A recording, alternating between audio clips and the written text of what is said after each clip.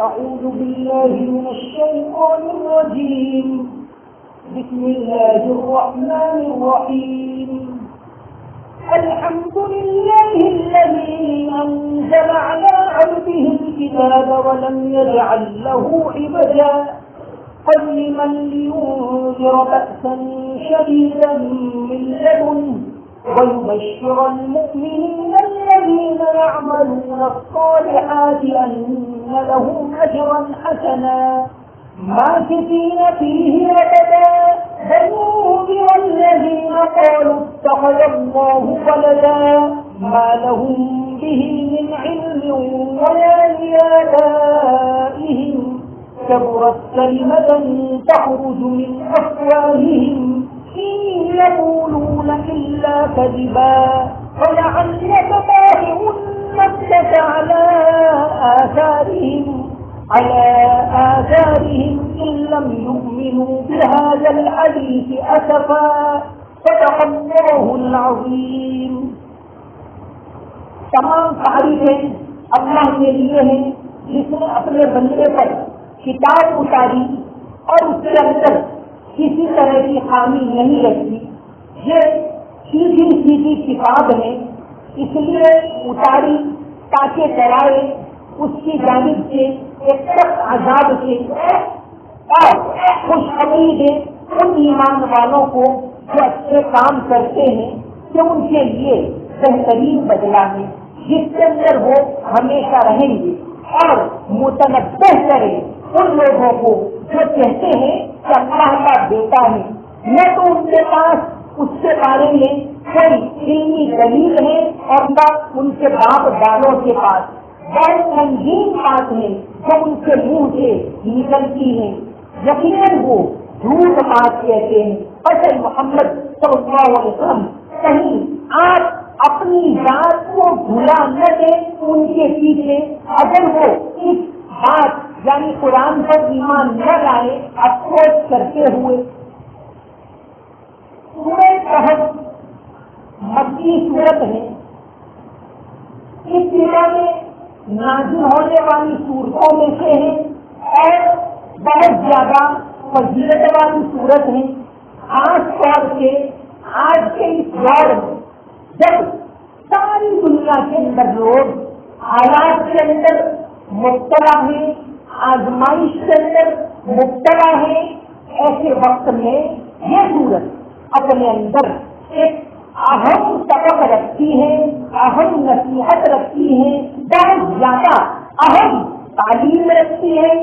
اس صورت کو ہم نماز کے دن پڑھتے بھی ہیں تو اس صورت کے اندر کیا پیغام ہے اس کو جاننا چاہیے. حدیث شریف سے آتا ہے نبی کریم صلی اللہ علیہ وسلم نے فرمایا، مرفوع حدیث ہے، آپ صلی اللہ علیہ وسلم نے یہ 3 صورتیں سورہ بنی اسرائیل، سورہ کہف اور سورہ مریم کے بارے میں فرمایا، من العتاب الاول وہن فی العاج، کہ یہ تینوں صورتیں ابتدا میں نازل ہونے والی بہت اہم صورتیں ہیں اور یہ صورتیں میرا قیمتی سرمایہ ہے. اور ایک حدیث شریف کے اندر آتا ہے حضرت ابو سعید رضی اللہ عنہ سے مروی ہے کہ جو شخص جمعہ کے دن اس صورت کو پڑھے گا اللہ تبارک و تعالیٰ آئندہ جمعہ تک اس کو ایک خاص نور عطا کرے. تو جمعہ کا دن ایسے بھی بابرکت دن ہے، اس دن کے اندر یہ صورت پڑھنی چاہیے. اور ایک حدیث شریف کے اندر ہے آپ صلی اللہ علیہ وسلم نے فرمایا کہ جو شخص اس کی ابتدائی 10 آیتیں حفظ کر لی، زبانی یاد کر لی اور ان کو پڑھتا رہے تو اس کو بڑی فضیلت حاصل ہوگی. اور اسی طرح آخری 10 آیتوں کے بارے میں بھی آتا ہے کہ جو شخص اس سورت کی آخری 10 آیتوں کو حفظ کر لی اور ان کو پڑھتا رہے تو اللہ تعالیٰ اس کو دجال کے فتنے سے محفوظ رکھے گا. دجال کے فتنے کی حفاظت کے لیے یہ بڑی اہم صورت ہے. اس صورت کی تلاوت اس کو جاننے سے، اس کے اوپر عمل کرنے سے اللہ تبارک و تعالیٰ قیامت سے پہلے جو دجال کا فتنہ ہوگا جو انتہائی خطرناک فتنہ ہوگا اس سے اللہ تعالیٰ حفاظت فرمائیں گے. بڑی فضیلت والی سورت ہے, اس کی تلاوت کرنی چاہیے. دجال کا فتنہ مولانا علی میاں ندوی رحمۃ اللہ علیہ جو پچھلی صدی کے بہت بڑے عالم گزرے ہیں, انہوں نے آج اس سورت کے بارے میں اور دجالی فتنے کے بارے میں ایک کتاب لکھی ہے, معرکہ ایمان و مادیت, یعنی ایمان اور بھوتک معرفی کشمکش, معرکہ ایمان و مادیت, اس سے یہی واقعہ ذکر کیا ہے. اسی طرح مولانا مناظر احسن جیلانی جو ایک بہت بڑے عالم گزرے ہیں, دیوبند کے اندر انہوں نے پڑھا بھی, مولانا محمود حسن رحمۃ اللہ علیہ سے بھی پڑھا, انور شاہ کشمیری رحمۃ اللہ علیہ سے بھی پڑھا, پھر دیوبند میں پڑھایا انہوں نے, پھر اس کے بعد عثمانیہ یونیورسٹی کے اندر پڑھایا. انہوں نے اس سورت کے بارے میں ایک کتاب لکھی ہے, دجالی فتنے کے خط حال, کہ دجال کا فتنہ کیسا ہوگا. ایک تو ہے دجال کا آنا, یہ غلط بات, اور ایک ہے دجال کا فتنہ. علماء لکھتے ہیں کہ دجالی فتنہ دنیا کے اندر شروع ہو چکا ہے. یہ بے ایمانی, بے حیائی, انسانیت کا ختم ہو جانا, ہمدردی کا ختم ہو جانا, اللہ سے خوف کا اٹھ جانا, دنیا کی طرف لوگوں کا مائل ہونا, گناہوں سے نہ بچنا, ظلم و ستم, یہ سارے دجالی فتنے ہیں. مہنگائی کا بہت زیادہ بڑھ جانا, غریبوں کا خیال نہ رکھنا, یہ ساری دجالی فتنے کی علامتیں ہیں. تو دجال کا آنا ہے تو ایک بہت بڑا فتنہ ہوگا, اور یہ ساری خرابیاں یہ دجالی فتنہ ہے. تو اس سے بچاؤ کے لیے بھی یہ سورت بہت زیادہ اہمیت رکھتی ہے, بہت زیادہ فضیلت رکھتی ہے. اور اس سورت کے اندر یہ تمام 4 واقعات اس سورت کے اندر ذکر کیے گئے. اس میں سب سے پہلے اہم واقعہ اصحاب کہف کا, دوسرا واقعہ آتا ہے ایک نیک مومن اور ایک گنہگار دونوں کا واقعہ. ایک واقعہ آتا ہے تیسرا حضرت موسیٰ علیہ السلام کا حضرت خضر علیہ السلام کے ساتھ رہنا, اور چوتھا واقعہ سکندر ذوالقرنین کا واقعہ. یہ چاروں واقعات کے ذریعے اس سورت کے اندر بہت اہم باتیں ارشاد فرمائی گئی ہیں. تو اس سورت کے اندر اللہ تبارک و تعالیٰ کیا فرماتے ہیں, سورت کو پڑھنا یعنی اس کو جان کر پڑھنا, تو اس کے اندر کیا کہا جاتا ہے. مولانا سجاد محمد صاحب بتاتے ہیں کہ بھائی جو شخص 10 آیتیں شروع کی 10 آیتوں کے بارے میں بھی حدیث آئی ہے اور آخری 10 آیتوں کے بارے میں بھی حدیث آئی ہے, کہ 10 آیتیں حفظ کرے اور پڑھے تو اللہ تعالیٰ دجال کے فتنے سے حفاظت فرمائے گا. تو پڑھنے کا مطلب یہ کہ اس کو سمجھ کر پڑھے, یہ مولانا نے فرمایا. تو یہ بڑی اہم سورت ہے.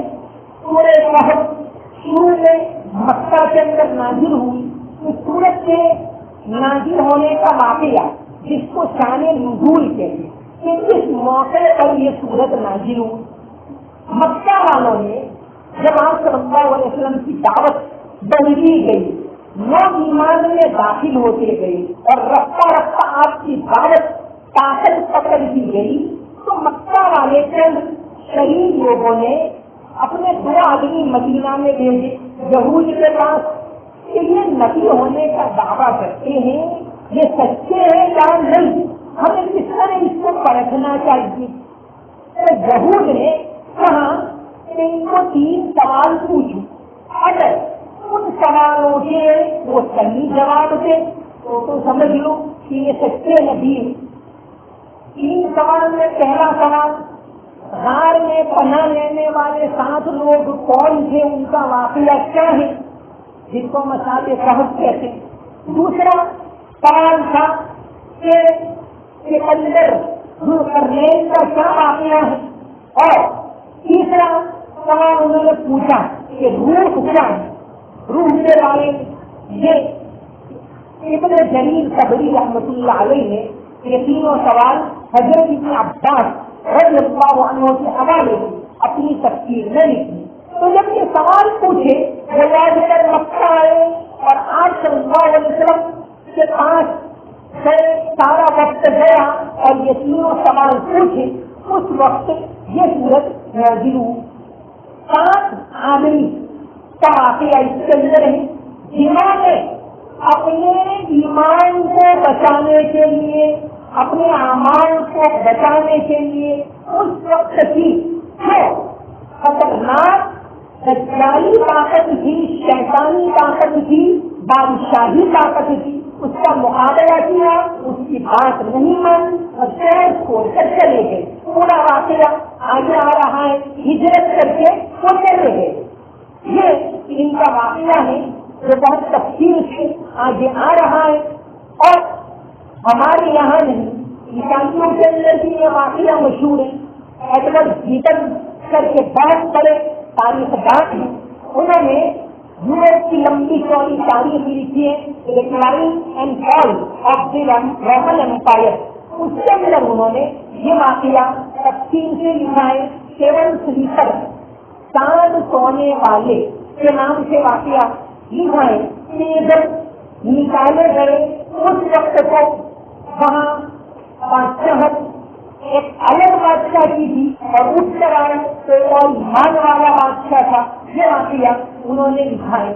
تو بہرحال یہ 7 کا واقعہ یعنی ایسے دور کے اندر اپنے ایمان کی حفاظت کیسے کرنا, اپنے اعمال کی حفاظت کیسے کرنا, یہ باتیں اس سورت کے اندر موجود ہیں. تو یہ سوالات پوچھے اس وقت یہ سورت نازل ہوئی اور سورت جمعہ کے دن پڑھنی چاہیے, بڑی فضیلت ہے. فرمایا الحمدللہ الذی انزل علی عبدہ الکتاب ولم یجعل لہ عوجا. الحمدللہ, تمام تعریفیں اللہ کے لیے ہیں. قرآن کریم کی سورہ فاتحہ جو پہلی سورت ہے وہ اسی سے شروع ہوتے الحمدللہ. یعنی اللہ کی تعریف کرے, ہمیشہ اللہ کی تعریف کرے. ارے یہ سخت روزہ, گرمی کے دنوں کا روزہ, یہ بھی اللہ تبارک و تعالیٰ کی نعمت, اس پر بھی اللہ کی تعریف کرنی چاہیے. حضرت علی رضی اللہ عنہ گرمی کے روزے کو بہت پسند کرتے. تو قرآن کریم کی کل 5 سورتیں الحمدللہ سے شروع ہوتی. ایک سورہ فاتحہ, پھر سورہ انعام الحمدللہ الذی خلق, سورہ انعام شروع ہوتی ہے. پھر اس کے بعد یہ 3 نمبر پر سورہ کہف, پھر 4 نمبر پر سورہ سبا الحمدللہ الذی خلق السماوات والارض وجعل الظلمات والنور, اور پھر اس کے بعد سورہ فاطر الحمدللہ فاطر السماوات والارض. اور یہاں تیسری سورہ سبحان اللہ سے شروع ہوئی, سورہ بنی اسرائیل سبحان الذی اسری بعبدہ. اور اس سورت کے ساتھ اس کو تعلق ہے, یہ سورت الحمدللہ سے شروع ہوئی.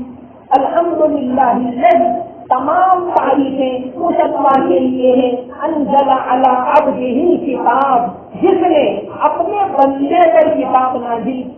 آپ صلی اللہ علیہ وسلم کی شان کتنی بڑی, جن کے بارے میں کہا گیا لولا ما خلقت الافلاک, آپ اگر موجود نہ ہوتے تو یہ کائنات موجود نہ ہوگا. یہ نام تکلیوں کا تبسم بھی نہ ہو, چمن بہر میں بلبل کا ترنم بھی نہ ہو. لیکن اللہ تعالیٰ نے آپ کو فرمایا اللہ اب ہی اپنا بندہ. اسی صورت میں بھی فرمایا سبحان الذی اسری بعبدہ بندہ. اس سے مراد یہ ہے کہ آدمی ہمیشہ بندہ بن کر رہے, نیچا بن کر رہے, عاجزی کے ساتھ رہے. تکبر انسان کے لیے بالکل زیر نہیں, اس کو یعنی ناپسندیدہ. اللہ کا بندہ بن کر رہے. حدیث شریف کے اندر آتا ہے, آپ صلی اللہ علیہ وسلم نے فرمایا من تواضع للہ رفعہ اللہ, کہ جو آدمی جھک کر رہے گا اللہ تعالیٰ اس کو اونچا مقام دے گا. تو سورت کی شروعات ہوئی الحمدللہ الذی, تمام تعریفیں اس اللہ کے لیے ہے انزل علی عبدہ الکتاب، جس نے اپنے بندے پر کتاب نازل کی، ولم یجعل لہ عوجا، ایسی کتاب جس کے اندر کوئی خامی نہیں۔ قرآن کریم کیونکہ آج ہم لوگ قرآن کی تعلیم سے اتنے زیادہ دور ہیں، علامہ اقبال نے کہا کہ چھوڑ کر قرآن مسلم حق سے بیگانہ ہوا، چھوڑ کر قرآن مسلم حق سے بیگانہ ہوا، دین بھی رسوا کیا اور آپ بھی رسوا ہوا۔ ورنہ قرآن شریف کے اندر تاثیر ہے، اللہ نے جہاں سب سے پہلی نعمت فرمائی الکتاب ولم یجعل لہ عوجا، کہ اس نے اپنے بندے پر ایسی کتاب نازل فرمائی جس کے اندر کسی طرح کی خامی نہیں۔ کہ قرآن کریم کے اثرات کیسے تھے؟ سیرت ابن اسحاق کے اندر ایک واقعہ آتا ہے، ایسے تو قرآن کے اثرات کے بارے میں بہت سارے واقعات ہیں، ایک واقعہ آتا ہے عتبہ ابن ربیعہ کے بارے جو ابو سفیان کے خسر تھے اور مکہ کے بہت بڑے سردار تھے۔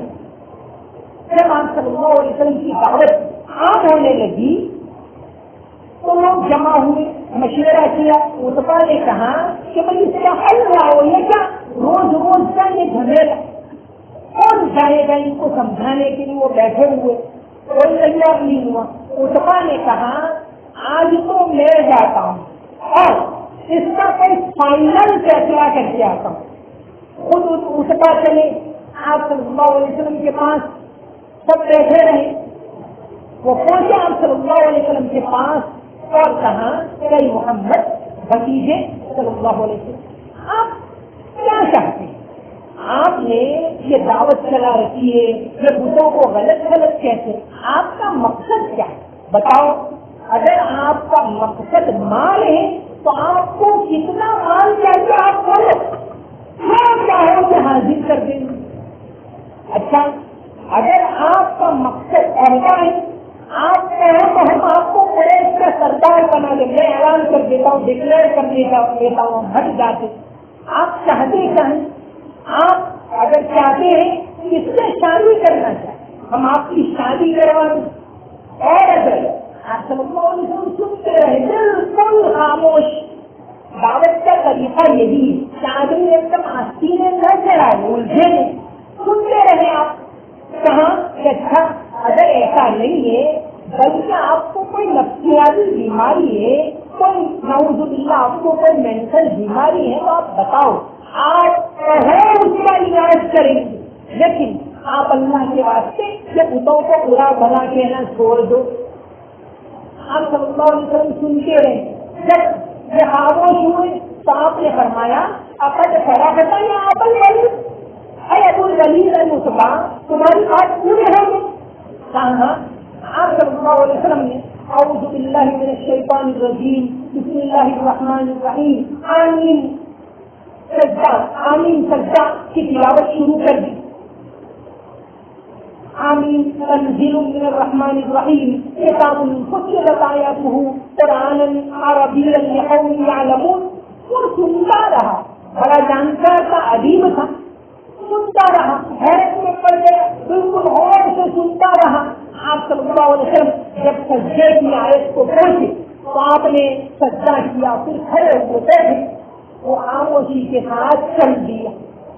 ادھر سامنے والوں نے دیکھا کہ عتبہ کی چلنے کی اسٹائل بدل گئی، لگتا ہے یہ بھی متاثر ہو گئے۔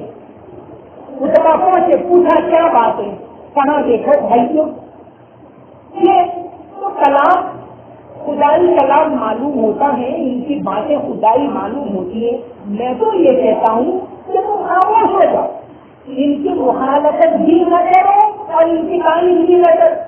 اگر مخالفت کرنی ہوگی تو دوسرے عرب لوگ کریں گے، تم کو اپنے کر لیتے ہو، اور اگر یعنی دوسرے عرب لوگ ان کی بات مان لیتے ہیں تو یہ تو تمہارے قبیلے کے لیے فخر کی بات ہوگی کہ تمہارے ایک آدمی کی بات سب لوگ مان لیتے ہیں۔ تو یہ قرآن کریم کی تاثیر، قرآن کی تاثیر کا ایک اور واقعہ آتا ہے سیرت ابن اسحاق کے اندر بھی آتا ہے اور ابن ہشام میں بھی آتا کہ ابو جہل اور ابو سفیان اور یہ بڑے بڑے لوگ آپ صلی اللہ علیہ وسلم جب تہجد کے وقت یعنی صبح جلدی مکہ کے اندر جب قرآن پڑھتے تھے کعبۃ اللہ میں جب چھپ چھپ کر سنتے، اس کے اندر بھی تاثیر ہے قرآن کے، چھپ چھپ کر ان کو سنتے۔ ایک مرتبہ کا واقعہ ہے کہ جب آپ صلی اللہ علیہ وسلم پڑھی، آج تو ہماری حالت یہ ہے اور بہت خراب حالت، رات کو دیر سے سوتے ہیں، صبح دیر سے اٹھتے، صبح جلدی یہ تو تہجد کی نماز کا موقع ہے، تلاوت کا موقع ہے اور پھر فجر کی نماز کا موقع ہے۔ حدیث شریف کے اندر آتا ہے آپ صلی اللہ علیہ وسلم نے تو فجر کے بعد کے وقت کے اندر برکت کی دعا کی، برکت کی دعا کی۔ تو یہ لوگ سن کر نکلے، اچانک تینوں ایک دوسرے سے ٹکرائے، ارے یہ تو دن کو تو مخالفت کرتے ہیں، اخنس بن شریح اور ابو جہل اور ابو سفیان، یہ کیا؟ تینوں نے ایک دوسرے سے کہا کہ بتاؤ حقیقی بات کیا ہے، کیا تم ان کی طرف مائل تو نہیں ہو رہے ہم کو دھوکہ دے کر؟ کہا ایسی بات نہیں ہے، طے کرو کل سے سننے نہیں آئے گی۔ تینوں نے کیا کیا؟ چلے گئے۔ دوسرے دن وہی کبھی سب لوگ حوض کے اندر دودھ ڈالیں گے، میں پانی ڈالوں گا تو چل جائے گا۔ دوسرے دن یہی ہوا، تینوں دن سن کر قرآن کریم کو سنتے رہے۔ فجر کے وقت تہجد کے وقت قرآن پڑھنا، ان قرآن الفجر کان مشہور، قرآن میں اس کی فضیلت نکلے۔ حالانکہ تینوں مشرک، لیکن قرآن کے اندر تاثیر نکلے، پھر تینوں ٹکرا گئے۔ پھر کہا کہ بس یہ کیا بات، یہ کیا تم دوسروں کو تو منع کرتے ہو، آپس کے اندر تم میں ہوئی، پھر کیا ہوا کہ اب نہیں آئیں گے۔ تیسرے دن پھر یہی ہوا، پھر تینوں موجود۔ تیسرے دن اخنس بن شریح آہستہ سے نکل گیا اور پھر صبح 9-10 بجے گیا، ڈنڈا لے کر گیا پہلے ابو سفیان کے گھر کہ ابو سفیان صاف بات بتا دو، ہم مخالفت کریں اور تم بات مان لیں، ایسا تو کچھ نہیں ہے، یہ کیا ہے، ورنہ تمہارا کام تمام کر یہ بات جھگڑے سے نمٹا ہے، صاف کرو، جانا ہے یا نہیں کرنا ہے۔ منوایا، پھر گیا اخنس ابو جہل کے پاس، ان کو بھی بڑی سختی سے منوایا۔ تو بہرحال قرآن کریم کے اندر ایک تاثیر ہے، اس کے اندر اللہ نے تاثیر ہے، اس زمانے کی بات نہیں، میں ابھی کی بات کروں۔ کویت کے اندر ایک امام صاحب فہد الہندوی شریف، انہوں نے 3 سال پہلے یہ سوچا کہ اس وقت دنیا کے اندر جو مسلمان ہوئے، نو مسلم ہوئے، ان میں کون کون لوگ قرآن سے متاثر ہو کر نو مسلم ہوئے۔ انہوں نے یورپ کے کئی ملکوں کا سفر کیا اور ایسے 100 لوگوں کا انٹرویو لیا جنہوں نے قرآن کریم سے متاثر ہو کر اسلام قبول کیا۔ ہم مسلمانوں کو مفت میں مل جائے رہے دولت تو ہمارے پاس قدر نہیں ہے، لیکن دنیا میں اس کی قدر کرنے والے ہیں آج۔ تو فہد الہندوی، علامہ فہد الہندوی نے ایک پروگرام ان 100 انٹرویو کا بنایا، آپ کو 100 سے زیادہ ہوں، یوٹیوب کے اوپر بھی ہے، بالقرآن اہتدیٰ، یوٹیوب کے اوپر اگر لکھیں بالقرآن اہتدیٰ تو یہ پروگرام آ جاتا ہے۔ اکثر عربی میں ہے اور انگلش میں ہے، پھر کچھ اور زبانوں میں بھی، کیونکہ کوئی تو ڈینش ہے، ڈنمارک کا ہے، کوئی فرانس کا ہے، تو جنہوں نے فرینچ میں انٹرویو دیا ہے تو بعد میں خلاصہ عربی میں اور انگلش میں دیا گیا ہے۔ بالقرآن اہتدیٰ 100 لوگوں کا انٹرویو کہ قرآن کریم سے کیسے متاثر ہو کر وہ مسلمان ہوں، کہ قرآن اللہ کی بڑی دولت ہے۔ سب سے بڑی آیت کے اندر یہ بات فرمائی، الحمدللہ الذی انزل علی عبدہ الکتاب ولم یجعل لہ عوجا، تمام تعریفیں اس اللہ کے لیے ہیں جس نے اپنے بندے کے اوپر کتاب لائی اور اس کے اندر کوئی خامی نہیں عذاب لينذر بأسا شديدا من لدنه تاکہ اس کی جانب سے سخت عذاب سے ڈرائے، وَيُبَشِّرَ الْمُؤْمِنِينَ اور ان مومنوں کو خوشخبری دے الذین یعملون الصالحات جو اچھے کام کرتے ہیں ان لہم اجرا حسنا تو ان کے لیے بہترین بدلہ ہوگا ماکثین فیہ ابدا جس میں وہ ہمیشہ رہیں گے وَيُنذِرَ الَّذِينَ قَالُوا اتَّخَذَ اللَّهُ وَلَدًا اور یہ قرآن اس لیے اتارا وَيُنذِرَ الَّذِينَ تاکہ ان لوگوں کو ڈرائے جو کہتے ہیں کہ اللہ کا بیٹا ہے، یعنی عیسائیوں کے بارے، کیونکہ یہ آگے جو واقعہ اصحاب کہف کا آ رہا ہے وہ عیسائیوں کے زمانے کا آپ صلی اللہ علیہ وسلم سے تقریباً 250 سال پہلے کا واقعہ ہے کہ یہ 7 لوگ اپنے ایمان کو بچانے کے لیے نکل گئے تو فرمایا کہ ان عیسائیوں نے ایک انتہائی خطرناک عقیدہ گھر لیا ہے کہ اللہ کا بیٹا ہے۔ یہ 7 لوگوں نے ہجرت کی اور اپنے ایمان کو بچانے کے لیے چل دی۔ اب یہ اس طرح ہجرت کرنا، اس طرح دنیا کو چھوڑ کر چلے جانا اپنے ایمان کو بچانے کے لیے یہ جائز نہیں۔ حدیث شریف کے اندر آتا ہے لا رہبانیت فی الاسلام کہ اسلام میں رہبانیت جائز نہیں، یعنی سنیاس لینا، دنیا کو چھوڑ کر الگ تھلگ رہ جانا، اللہ کا ذکر کرنا جائز نہیں۔ دنیا میں رہو اور پھر اللہ کو یاد کرو، اللہ کی عبادت کرو، یہ امتحان۔ لیکن علماء لکھتے ہیں کہ اگر حالات انتہائی خطرناک ہو تو وقتی طور پر، ٹیمپریری طور پر آدمی دنیا سے الگ تھلگ ہو جائے تو یہ جائز ہے، اگرچہ افضل نہیں ہے لیکن جائز ہے۔ اس کے بارے میں ہماری پچھلی تاریخ کا ایک بہت اہم واقعہ ہے علامہ حاجی شریعت اللہ رحمۃ اللہ علیہ کا، لیکن چونکہ وقت ہمارے پاس مختصر ہے، اگر چاہیں تو ہم روزانہ آدھا گھنٹہ تفسیر کر سکتے ہیں سورہ کہف، کیونکہ 12 رکوع ہیں اور پورے مہینے کے اندر اس کو مکمل کرنی ہے۔ تو اگر آپ لوگوں کی طرف سے اجازت ہو تو روزانہ آدھا گھنٹہ بات کریں گے تو یہ ساری باتیں ہمارے سامنے آئیں گی۔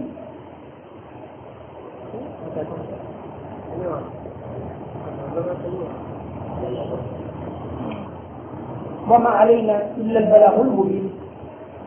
اللهم صل على محمد وعلى ال محمد وبارك وسلم رب اغفر وارحم وتجاوز عما تعلم۔ یا اللہ ہمارے گناہوں کو معاف فرما، یا اللہ تمام غلطیوں کو معاف فرما، یا اللہ رمضان کے اس بابرکت مہینے میں ہم تمام کی مغفرت فرما، یا اللہ ہم تمام کی مغفرت فرما، یا اللہ ہمیں محروم نہ فرما، یا اللہ اس مہینے کی برکتیں عطا فرما، فضیلت عطا فرما، یا اللہ اپنی رحمت نازل فرما، یا اللہ رحمت کا اشرا ہے ہم تمام پر اپنی رحمت نازل فرما، یا اللہ قرآن کے ساتھ محبت عطا فرما، یا اللہ قرآن کی تلاوت کی توفیق عطا فرما، قرآن کو سمجھنے کی توفیق عطا فرما، یا اللہ اس بابرکت مہینے کے اندر صبر عطا فرما، صبر کے ساتھ خوشی کے ساتھ نماز پڑھنے کی، تراویح پڑھنے کی اور روزہ رکھنے کی توفیق عطا فرما، ہمارے روزے کو قبول فرما، ہماری تلاوت کو قبول فرما، ہماری تراویح کو قبول فرما، یا اللہ اور زیادہ رغبت کے ساتھ اور زیادہ محبت کے ساتھ تیری عبادت کرنے کی توفیق عطا فرما۔ اللہم صل علی محمد وعلی آل محمد وبارک وسلم برحمتک یا ارحم الراحمین۔